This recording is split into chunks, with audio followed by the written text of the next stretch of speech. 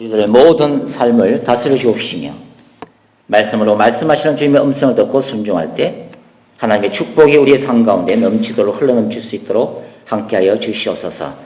그리고 하신 예수님의 이름으로 감사하며 기도드리옵나이다. 아멘. 신자들이 경험하는 가장 영광스러운 경험이 무엇일까요? 저는 그것이 온전히 천국에 입성하는 것이다. 그렇게 말씀을 드릴 수가 있습니다. 즉 주님의 보좌 앞에 서는 것입니다. 주님의 얼굴을 보는 것입니다. 그리고 주님을 영원토록 기뻐하는 것입니다. 이것이 신자가 누릴 수 있는 가장 큰 축복, 이 땅에서 늘 기도하면서 소원해야 될 그런 기도 제목이다. 저는 그렇게 생각합니다. 이런 이유 때문에 오늘 이 본문을 통해서 우리는 너무나 가슴 벅찬 요한의 환상을 봅니다.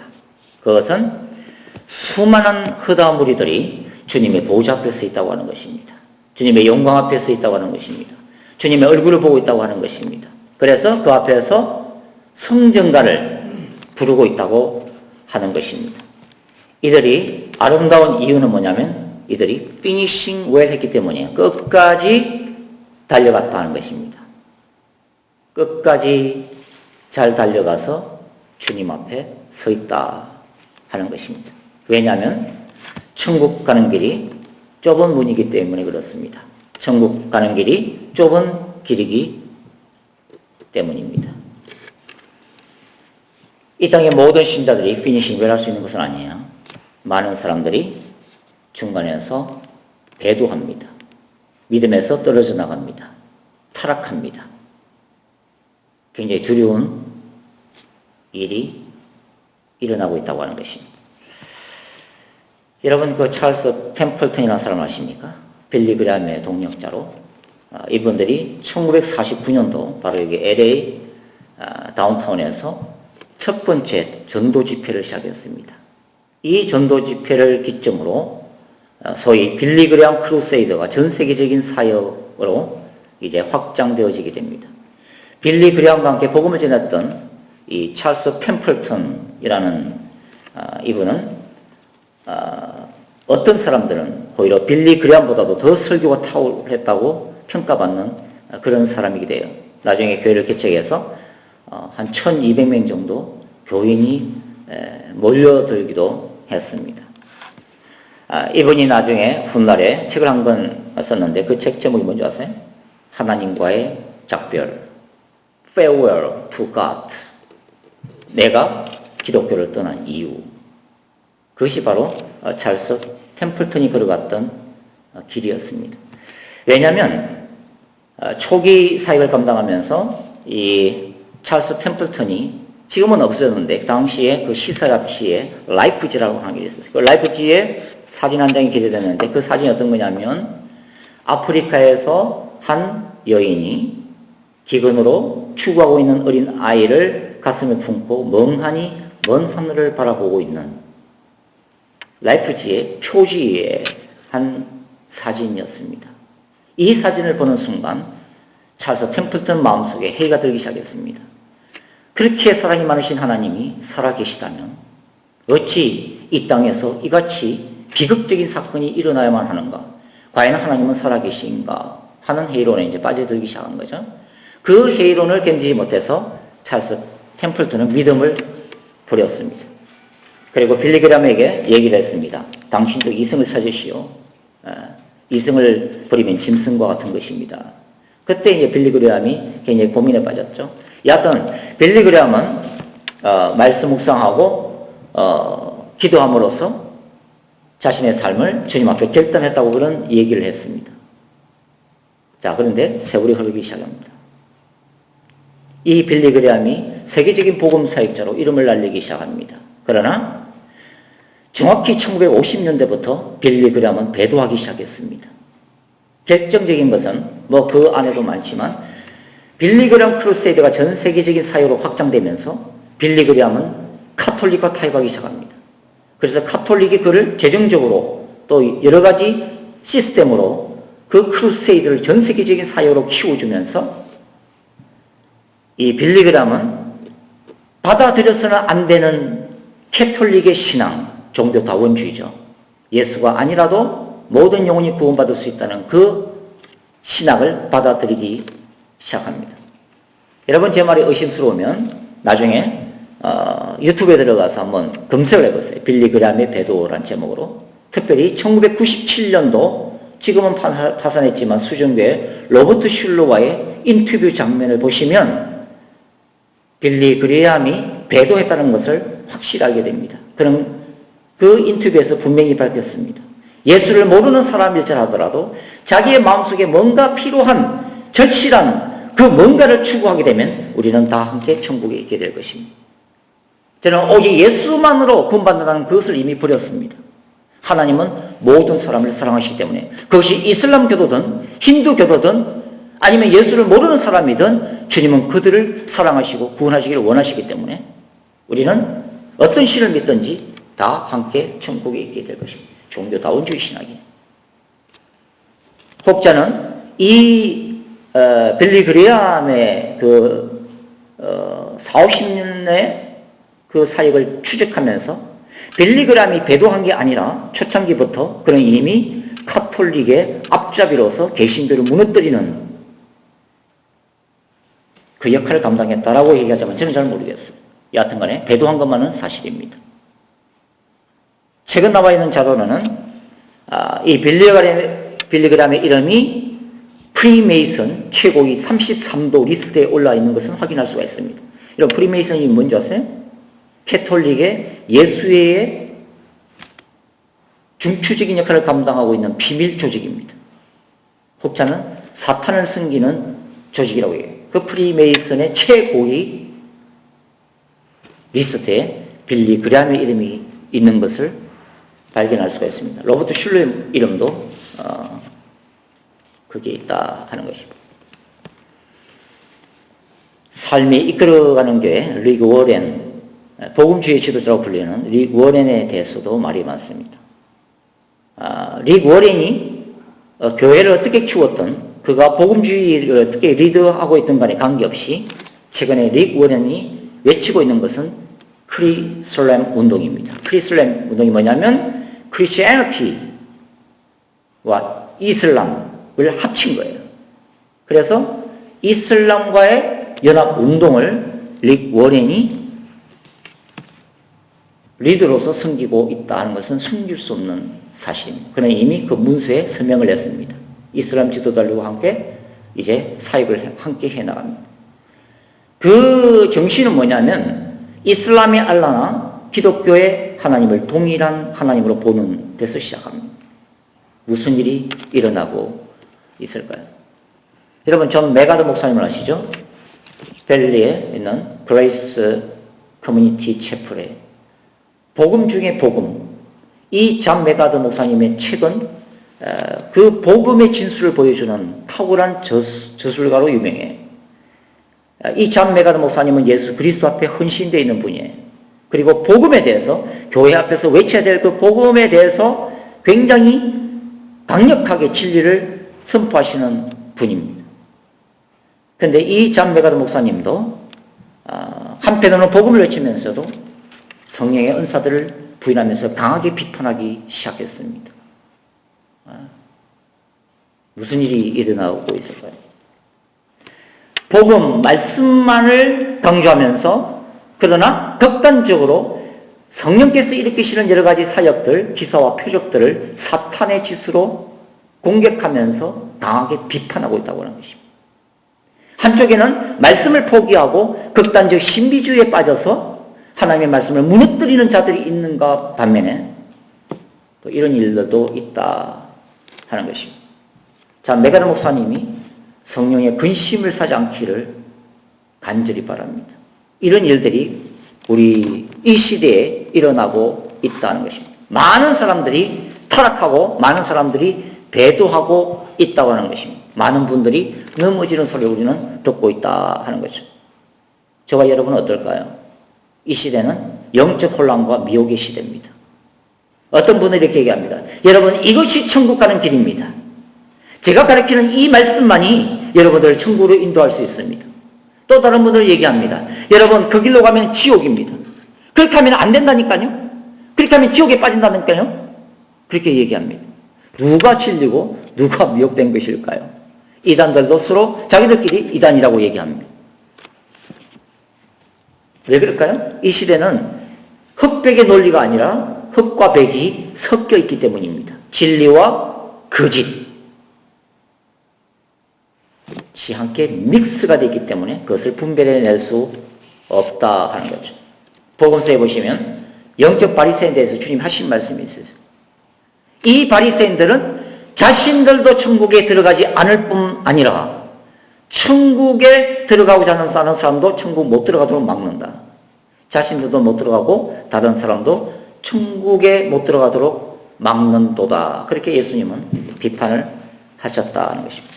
그렇기 때문에 오늘 이 요한계시록 15장에 나와 있는 이 주님의 보좌 앞에 서 있는 사람들이 그렇게 귀한 것입니다. 왜냐하면 이들은 마지막 때의 시험과 환난을 통과한 사람들이기 때문이에요. 이들을 우리는 믿음의 승리자다라고 부릅니다. 이들은 오직 예수만을 바라보고 오직 예수만을 붙들면서 걸어가야 될 그 좁은 길을, 그 좁은 문으로 들어가서 죽기까지, 순교하기까지 십자가의 진리를 붙들었던 사람들이기 때문에 그랬어요. 그들이 바로 계시록 15장에 나와 있는 이긴 자들이다 하는 것입니다. 오늘 그 보좌 앞에 아름다운 그 수정 크리스탈과 같은 이 바다가 펼쳐져 있습니다. 그런데 그 바다가 불과 함께 섞여 있다고 하는 거예요. 불과 함께 섞여 있습니다.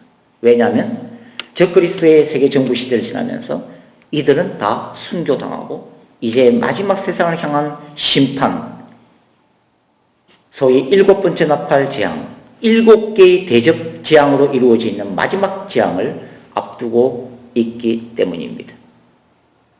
이제 예수 그리스도의 재림이 임박했다 하는 것입니다.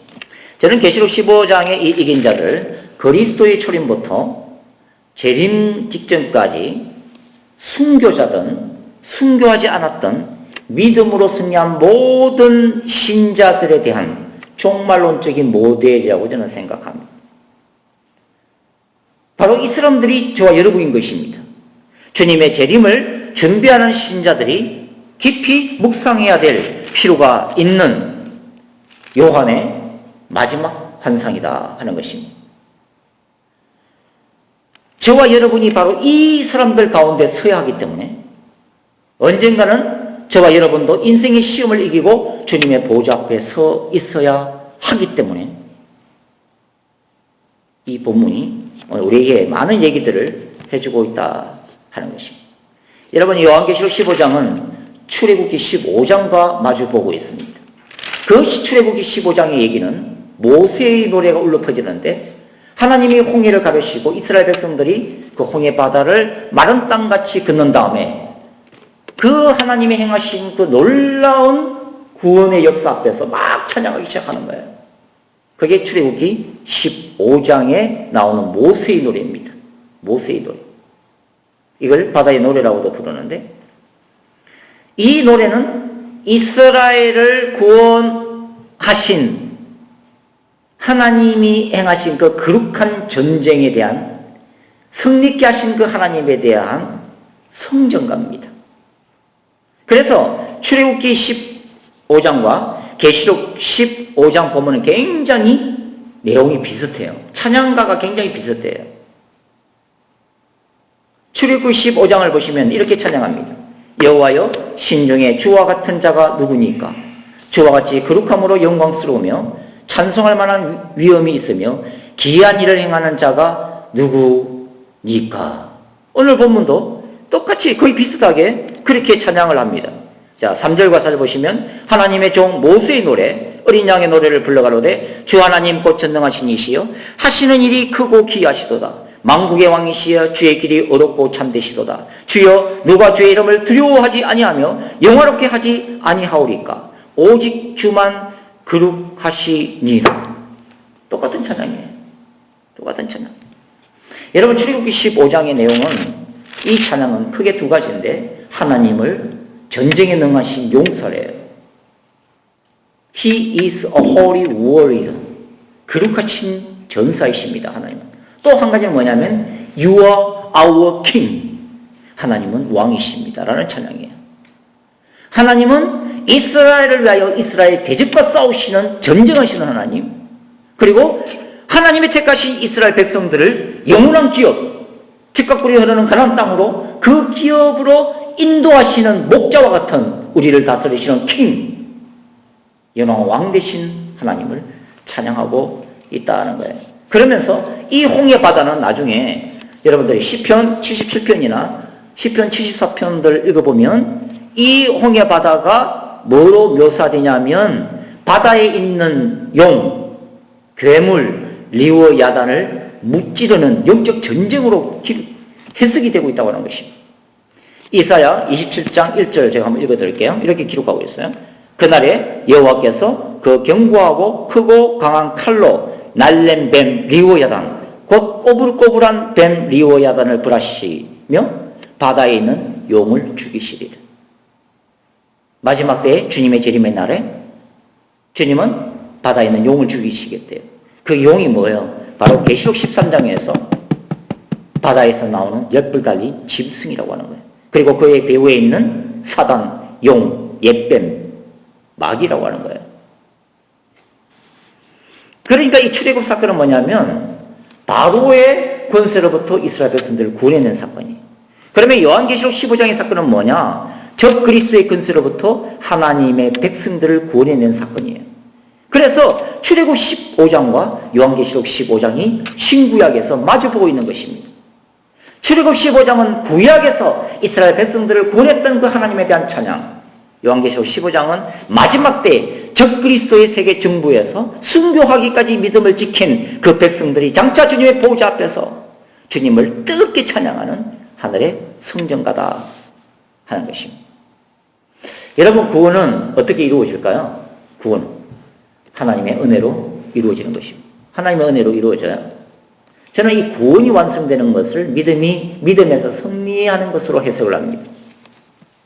그런데 우리가 믿음에서 궁극적으로 승리하려면 하나님의 은혜가 전제돼야 돼요.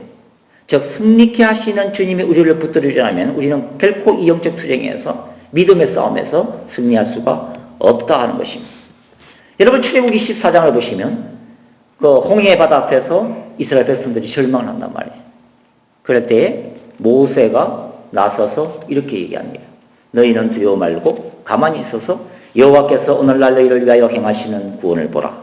너희가 오늘 본 애굽 사람을 다시는 보지 못하리니 여호와께서 너희를 위하여 싸우시리라. 전쟁하시는 하나님, 그 전쟁하시는 하나님, 너희에게 구원을 베푸시는 하나님을 기대하고 잠잠히 있으라. 그리고서 홍해가 이제 갈라지는 거예요. 이 이스라엘을 위한 거룩한 전쟁에서 승리케 하시는 하나님, 그래서 홍해를 갈라놓으시는 그 하나님을 기억하기 위해서 나중에 이 모세의 성막 시대를 지나서 솔로몬 성전 시대가 열리잖아요. 근데 그 솔로몬 성전 구조를 보시면 솔로몬이 어떻게 짓느냐면 10개의 작은 물두멍을 이 성전에다가 이렇게 딱 만들어 놓는 거예요. 물두멍은 원래 제사장들이 살기 위해서 손과 발을 씻는 곳이잖아요. 그런데 그보다 더 엄청난 거대한 물두멍을 하나 탁 따로 만들어 놔요. 열왕기상 7장에 따르면 이것을 바다 모형이라고 불러요. 무슨 바다 모형? 홍해 바다 모형. 홍해 바다 모형. 그래서 이 거대한 물두멍의 그 물이 뭘 의미한다? 홍해 바다를 얘기하는 거예요. 그러면 왜 솔로몬 성전에서 10개의 작은 물두멍 외에 거대한 물두멍을 따로 만들었는가? 물두멍에서 손을 씻을 때마다 제사장들이 그 옛날 자기 조상들이 모세와 이스라엘 백성들이 홍해 바다 앞에 있었을 때, 절망했을 때 하나님이 홍해를 가르신 그 승리를 날마다 물두멍을 볼 때마다 기억하라고 하는 것입니다. 그러니까 이 물두멍은 뭐냐면 홍해 바다를 가르신 하나님의 거룩한 전쟁의 전리품이에요. 상징적인 의미라고 하는 거죠. 상징적인 의미. 그렇기 때문에 제사장들이 솔로몬 성전에서 그 사역을 감당할 때마다 그 물두멍을 볼 때마다 뭘 기억했다? 바로 모세의 목소리를 기억했다. 너희는 오늘날 가만히 있어서 너희를 위하여 행하시는 여호와의 구원을 보라. 이 모세의 그 목소리를 늘 이 물두멍을 통해서 듣고 있었다. 그래서 절망할 때마다, 낙심할 때마다, 하나님이 느껴지지 않을 때마다 그 물두멍을 보면서 홍해를 가르신 그들을 구원하신 하나님을 기억하고 그 말씀을 붙들고 다시 한번 일어나라, 그런 의미라고 하는 것입니다. 그 성전가가 바로 요한계시록 15장에 나와 있는 이 마지막 때의 이 믿음의 싸움에서 승리한 이 마지막 때의 성도들이 주님 앞에서 부를 찬양이다 하는 것입니다. 홍해 바다를 이스라엘 백성들이 가를까요? Never. 오직 하나님만이 가르세요. 그러면 구원에서, 이 전쟁에서 우리를 이기게 하는 것은 우리의 능력인가? 아니라고 하는 거죠. 그것은 전적으로 거룩한 전쟁을 수행하시는 하나님의 능력에 달려있다는 것입니다. 그래서 우리는 하나님 앞에서 아무것도 아니다 하는 것입니다. 하나님만이 우리를 구원하실 수 있는, 이기게 하실 수 있는 전능하신 하나님이다 하는 것입니다. 그런데 이 말을 이렇게 들으시면 안 돼요. 하나님이 전능하시니까 우리가 구원받기 위해서 우리는 뭐 아무것도 안 해도 되는구나. 우리는 워낙 무능한 자들이니까. No, never. 우리가 구원의 역사에 있어서 아무것도 아닌 연약하고 부족한 자들이라고 하는 이 의미가 하나님이 우리를 구원하시는 역사에 있어서 우리가 아무것도 하지 않는다는 것을 의미하는 것은 아니다 하는 것을 기억하십시오. 우리가 해야 될 몫이 있다 하는 거예요. 구원을 이루시는 분은 하나님이시지만 우리가 구원을 이루기까지 우리가 해야 될 최소한의 이 땅에서 몸부림쳐야 될 그 무언가가 있다 하는 것입니다. 다시 계시록 15장으로 돌아가서 이 계시록 15장에 이 사람들을 어떻게 승리했는가 하는 것입니다. 어떻게 그들은 이 믿음의 싸움을 승리하고 주님의 보좌 앞에 설 수 있었는가? 어떻게 그들은 순교하기까지 이 신앙을 지킬 수 있었는가 하는 것입니다. 제가 요한계시록 세미나 시간이 아니니까 길게 얘기 안 하겠지만 요한계시록의 구조는요, 반복적이고 상호 보완적인 그런 논리적인 환상으로 구성이 되어 있어요.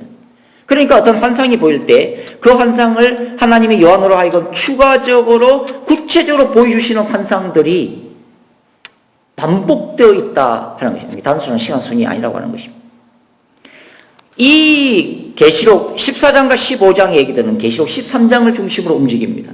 계시록 13장이 뭐냐면 마지막 때의 적그리스도의 세계 정부에서 순교당하는 짐승의 표를 거부하는 신실한 마지막 때의 성도들에 관한 얘기들이에요. 그런데 이 계시록 13장을 통과해서 결국은 14장에 나오는 14만 4천 그리고 15장에 나와 있는 주님의 보좌 앞에 서 있는 이 사람들은 동일한 그룹이에요. 동일한 그룹이다. 14만 4천은 짐승의 표를 거부하고 믿음을 지킵니다. 거의가 순교당하겠죠. 요한계시록에서는 이러한 순교자들을 뭐라 부르느냐? 이긴 자라고 부르는 것입니다. 이긴 자. 이 이긴 자는 계시록 2, 3장에 나오잖아요. 소아시아 7교회, 각 교회마다 마지막에 주님이 내가 이긴 자에게는 내 나라의 두 기둥이 되게 하겠다. 내가 이긴 자에게는 생명나무의 과실을 먹게 하겠다. 내가 이긴 자에게는 그 사람밖에 모르는 이름을 주겠다. 숱하게 이긴 자를 강조하시잖아요. 이 이긴 자에 대한 그 이김의 상급이 뭐냐면 계시록 21장 7절에 나와요. 이기는 자는 이것들을 상속으로 받으리라. 뭘 상속으로 받는다는 거예요? 새하늘과 새 땅, 새 예루살렘 성을 상속으로 받는다고 하는 것입니다. 나는 그의 하나님이 되고 그는 내 아들이 되리라. 여러분 보십시오. 이기는 자는 새하늘과 새 땅을 상속으로 받을 것이다. 자, 뒤집어서 얘기할까요? 이기지 못한 자는 이것들을 상속으로 받지 못할 것이다. 이기지 못한 자는 새하늘과 새 땅에 들어가지 못할 것이다. 이기지 못한 자는 천국을 잃어버릴 것이다. 이기지 못한 자, 배도하는 자, 믿음의 싸움을 승리하지 못하는 자, 믿음을 저버린 자, 저는 그런 사람들이 영원한 천국을 소유할 수 있다고는 생각하지 않습니다. 성경은 그렇게 얘기하고 있잖아요. 이기는 자만이 주님의 은혜 가운데 이 이기는 자만이 새하늘과 새 땅에 들어갈 수 있다. 여러분 한번 보세요. 모세오경이 그런 구조가 됐는데 여러분 출애굽은 우리가 다 알다시피 구원의 시작이잖아요. 그러다가 이 백성들이 민수기에 광야 36년 동안을 방황한다. 왜 하나님이 36년 동안 뺑뺑이 돌려요? 10일이면 들어갈 수 있는 젖과 꿀이 흐르는 가나안 땅을. 그들이 불순종하기 때문에. 그들 속에 그 애굽 땅에서 구겨진 우상 숭배에 썩어 빠진 근성들이 아직도 있기 때문에, 아직도 하나님 앞에서 거룩한 백성으로 서지 못했기 때문에 광야 36년 동안에서 숱한 연단을 통해서 하나님은 그것을 정결케 하시는 작업들을 하는 거죠. 그게 연단이라고 하는 것입니다. 그리고서 약속의 땅이 제시됩니다. 가나안 땅. 이게 뭐예요? 천국 가는 것이잖아요. 요한계시록도 그런 걸로 이렇게 되어 있다고 하는 것입니다. 계시록 7장을 보면 14만 4천 인을 받아요. 정말로 이 백성들이 구원의 역사가 일어난다고 하는 것입니다. 구원을 받습니다. 그러나 바로 새나라 새 땅 들어가는 거 아니에요. 그들은 계시록 8장과 9장을 통과해야 됩니다. 계시록 8장과 9장은 뭐예요? 첫째 나팔 재앙부터 시작해서 여섯 번째 나팔 재앙까지 이 땅을 휩쓸고 지나가는 대환란을 통과합니다. 마지막 재앙은 통과할 필요가 없지만 그 어려운 시기, 그 눈물 나는 시기, 그 고통의 연단 기간을 통해서 하나님의 백성들은 정결하게 다듬어집니다. 정금 같은 믿음을 갖기 시작합니다. 혹독한 연단의 불을 통해서 새나라가 새 땅에 들어가기 위한 정금 같은 믿음을 가진 예수 그리스도의 거룩한 신부로 만들어지기 시작합니다. 그리고서 어떻게 해요? 계시록 15장이 일어나는 것입니다. 주님의 보좌 앞에 설 수 있다 하는 것입니다. 여러분, 오늘날 현대교회 문제 중에 하나는 너무나 많은 신자들이 값싼 은혜에 취했다고 하는 것입니다. 값싼 은혜. 원래 값싼 은혜라는 말은 독일 신학자 본헤퍼가 했던 말이에요. 이 양반은 히틀러에 저항하다가 사형을 당한 양반이에요. 그 본헤퍼가 그 당시의 독일 교회를 향해서 당신들은 값싼 은혜에 젖어 있다고 하는 것입니다. 값싼 은혜. 구원받고서 그 구원을 지키기 위한 몸부림을 치는 흔적이었다고 하는 것입니다. 내가 예수 믿었으면 어떤 죄를 저질렀어도 내가 이 땅에서 어떤 하나님을 향한 내 자신을 정결케 만들기 위한 죄와 싸우기 위한 몸부림 없어도 이미 천국 가는 티켓을 확보했다고 안일한 자세를 가지고 있다고 하는 것입니다. 그것이 값싼 은혜라고 비판한 거예요. 본헤퍼는. 값싼 은혜. 십자가 은혜는 값싼 은혜가 아니다는 거죠. 그런 자들이 천국에 들어가겠느냐 하는 것입니다. 많은 사람들이 천국에 못 들어갈 것이다 하는 것을 강력하게 본헤퍼는 비판했다고 하는 것입니다. 이게 그 당시 독일 교회, 히틀러 정권과 타협했던 독일 교회만이겠어요. 배도한 독일 만이겠어요. 바로 이 시대에 많은 교회들에 해당되고 많은 신자들에게도 해당이 됐다는 것입니다. 신자들 착각하는 게 뭐냐면 구원이 시작된 것을 완성된 것으로 착각하는 거예요. 내가 예수 믿으면 구원이 시작된 것입니다. 맞아요. 그러나 구원이 완성된 것은 아니다. 그러므로 신자들은 값비싼 은혜 안에서 천국을 쟁취해야 한다는 것입니다. 다시 한번 말씀드릴게요. 값비싼 은혜 안에서 천국을 쟁취해야 한다 하는 것입니다. 요한계시록은 새나라가 새 땅이 그냥 주어지는 게 아니라고 얘기하는 거예요. 이겨야만 된대요. 어떤 데는 순교하기까지 믿음을 지켜야만이 그 영원한 천국을 받을 수가 있다. 기업으로 받을 수가 있다고 얘기합니다. 투쟁적 영성이라고 하는 거죠. 투쟁적 영성. 이것은 내면의 나의 죄와 매일 싸우는 것을 얘기합니다. 자아를 날마다 십자가에 못 박는 것을 얘기합니다. 세상에 흘러넘치는 미혹과 싸우는 것을 얘기합니다. 복음을 떠나서 세상을 변질시키는 시대 정신과 싸우는 것을 얘기합니다. 그렇기 때문에 성경은 이것을 신자들의 Holy War, 거룩한 전쟁이라고 부르는 거예요. 거룩한 전쟁이라고 부른다. 그래서 계시록은 어떤 사람이 천국 들어갈 수 있는가? 어떤 사람이 사는가 새 땅 들어갈 수 있는가? 예수 그리스도의 거룩한 신부들이 들어간다고 말하고 하나님의 군대만이 들어간다고 얘기하는 거예요. 그게 14만 4천이라고 하는 것입니다. 여러분, 여기 요한계시록 7장을 읽어보시면, 이 14만 4천에서 읽어보시면 이들이 허다한 무리인데 성경은 뭐라고 얘기하냐면 그들이 큰 환란에서 나오는 자들인데 어린 양의 피에 그 옷을 씻겨 희게 하였다라고 얘기하는 거예요. 큰 환란이라고 얘기합니다. 예수 그리스도의 초림부터 재림까지 기독교 역사는 바퀴 역사였습니다. 환란이었습니다. 맞습니다. 그러나 계시록 7장에서 얘기하는 것은 뭐냐면 마지막 때의 성도들, 예수의 재림을 준비하는 마지막 때의 종말론적인 하나님의 백성들이 큰 환란을 통과해야 된다는 것입니다. 그것은 적그리스도의 세계 정부를 통과한다는 것입니다. 그럼에도 불구하고 이들은 날마다 그 힘든 시대를 지나면서 그 환란을 통과하면서 그 순교 시대를 통과하면서도 그 옷을 씻어 희게 하였느니라. 날마다 짐승의 피를 받을까 두려워하고, 날마다 우상을 섬길까 두려워하고, 날마다 적그리스도한테 넘어갈까와 배도할까봐 두려워해서 날마다 십자가 그 피 묻은 십자가를 붙들고 자신의 죄를 계속해서 씻었다 하는 것입니다. 여러분들이 그 구절을 계속 읽어보시면 뭐라고 얘기하냐면, 하늘의 장로가 그들이 다시는 추리지도 아니하고 목마르지도 아니하고 해나 아무 뜨거운 기운에 상하지도 아니할 것이다. 그럼 이들이 뭐예요? 그들이 줄였다는 얘기 아니에요. 굶주림을 경험했다는 얘기 아니에요. 그들이 목말랐다고 하는 거 아니에요. 그들이 해나 뜨거운 기운에 상했다고 하는 거잖아요. 이것이 대환란의 고통이라고 하는 것입니다. 그냥 편하게 신앙생활 하다가 천국 들어가는 것이 아니라 혹독한 시험을 믿음으로 승리하고 그 눈물을 뿌리면서 그 모든 시험을 이기고 그 고통을 감수하면서까지 오직 예수라고 하는 이 믿음 하나 가지고 순교하기까지 달려간 사람들이라고 하는 것을 얘기를 하고 있다는 것입니다. 이 14만 4천이 또 어디 나와요? 계시록 14장에 나오잖아요. 계시록 그 14장 4절에는 이렇게 기록하고 있잖아요. 이 사람들은 여자로 더불어 더럽히지 아니하고 정절이 있는 자라. 어린 양이 어디로 인도하든지 따라가는 자며 사람 가운데서 구속을 받아 처음 익은 열매로 하나님과 어린 양에게 속한 자들이니. 이 사람들은 여자로 더불어 더럽히지 아니했대요. 이 여자가 뭐예요?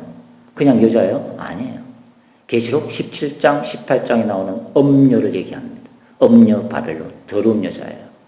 결국은 뭐냐면 우상 숭배하는 시대 정신, 적그리스도의 제국, 비성경적인 사상들, 철학들, 종교다원주의, 인간 높이는 뉴에이지 사상, 이 모든 마지막 때의 신자들로 하여금 복음을 떠나 다른 복음을 쫓게 만드는 사탄의 더러운 구토물들이에요. 이런 시대 정신, 이 미혹에 빠지지 아니하고 그 여자와 더불어 더럽히지 아니한 순수하고 영적인 그 복음의 진리만 붙들고 달려간 자들이 바로 하늘과 새 땅으로 들어가는 이 14만 4천이다 하는 것을 얘기를 하고 있다고 하는 것입니다. 투쟁적인 영성이에요. 투쟁적인 영성. 요한계시록의 영성. 투쟁적인 영성. 편안한 영성이 아니라, 편안한 신앙생활이 아니라 죽기까지 싸우는 투쟁적인 영성이 우리에게 하늘과 새 땅으로 인도할 것이다 하는 것입니다. 요즘에 참 힘들고 지친 사람이 많습니다. 저도 요즘에 참 힘들고 참 지친 경험을 하고 있지만 왜 이렇게 신자들이 참 이렇게 고통하는 때를 맞이할까? 여러 가지 이유가 있겠지만 제가 요한계시록 묵상하면서 이런 생각이 드는 거예요. 하나님이 뭔가 준비하고 계신다는 것입니다. 뭔가 준비하고 계시겠구나. 그것은 환란의 시대를 준비케 하는 거예요. 신자들이 경제적인 문제, 신분의 문제, 자녀 문제, 직장의 문제, 사업의 문제, 여러 가지 어려움을 겪으면서 그 가운데 자신을 돌아보고 정말 주님만 의지하고 바라보고 이 땅에서 영광을 포기하고 영원한 천국의 영광, 주님 앞에 그 보좌 앞에 온전히 서는 1세기 초대 교회의 신자들 같이 글로 서면서 사자밥이 되든 십자가에서 화형에 처해지든 그것을 두려워하지 않고 오직 영원한 천국에서 주님을 만나고 그 주님 앞에서 영원한 왕도로 하는 그 궁극적인 소망만 붙들고 살아갔던, 그래서 순교의 피를 흘렸던 1세기 초대교회 신자들과 똑같이 마지막 때의 신자들을 훈련시키는 것이 아닌가 하는 생각이 듭니다. 대환란기에도 자기의 믿음을 지킬 수 있는 이 신앙 근육을 키우는 그런 과정이 아닌가. 준비가 없으면 아무것도 할 수가 없기 때문에 그렇죠. 그것이 우리가 받는 고난, 우리가 당하는 인생의 그 혹독한 시험들이 아닌가.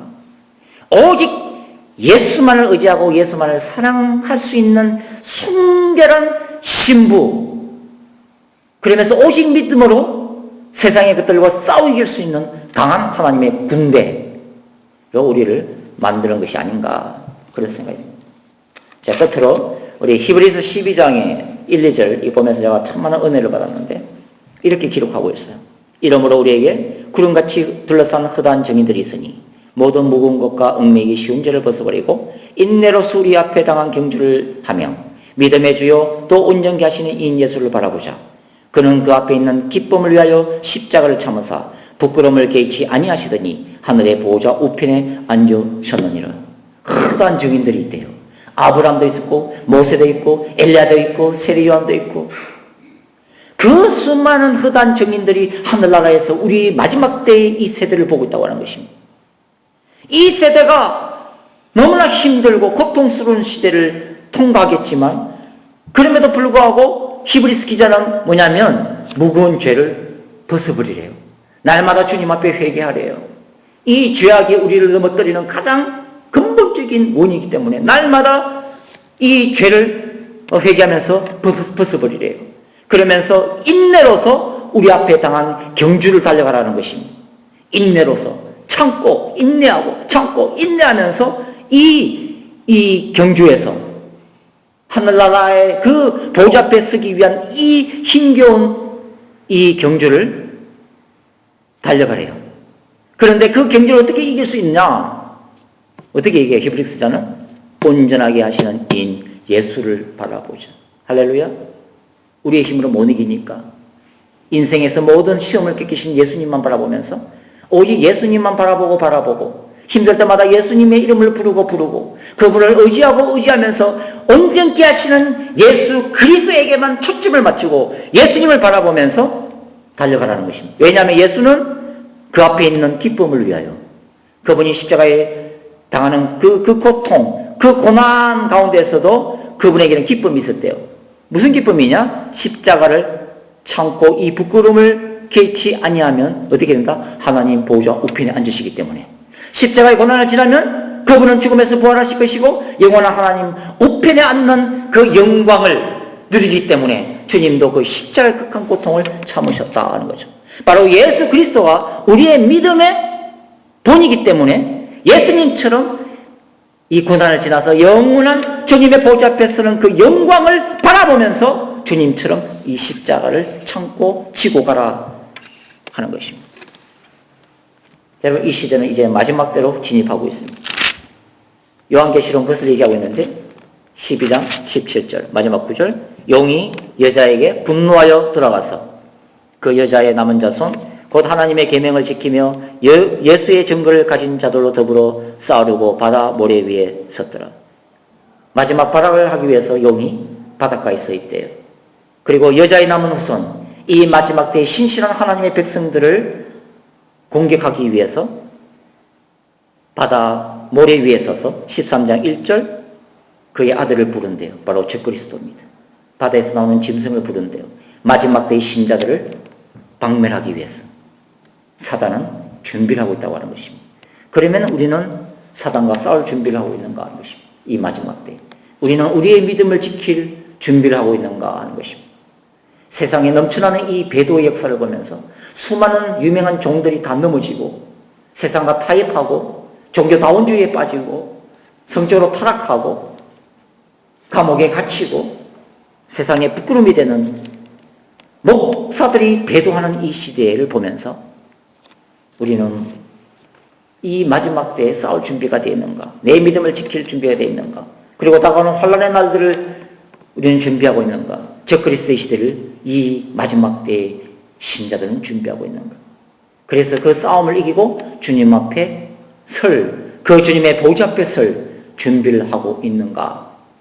바로 이것이 마지막 때를 살아가는 이 땅의 교회들에게 그리고 저와 여러분에게 주시는 주님의 엄승인 줄 믿습니다. 우리 이 시간에 한번 통솔 한번 기도하십시다. 주님, 우리에게 다시 한번 이 시대를 볼 수 있는 눈을 주시옵소서. 이 시대를 바라볼 수 있는 영적인 분별력을 주시옵소서. 이 시대가 얼마나 악해지고 이 시대가 얼마나 배도자들이 생겨나고 어떻게 사단이 몸부림치면서 수많은 교회들을 깨뜨리고 왕노를 하고 있는지 하나님 우리의 영의 눈이 열려서 주님이 이 시대를 향해서 보이시는 요한의 환상을 다시 한번 바라보게 도와주시고 또 사도 요한의 환상을 통해서 우리에게 말씀하신 그 메시지를 듣게 해달라고 한번 통성으로 같이 한번 잠깐 기도하시겠습니다. 같이 기도하겠습니다. 그리하신 아버지 하나님, 우리가 주님 앞에 다시 서기를 원합니다. 주님, 우리에게 이 마지막 때를 볼 수 있는 영의 눈을 열어주시옵소서.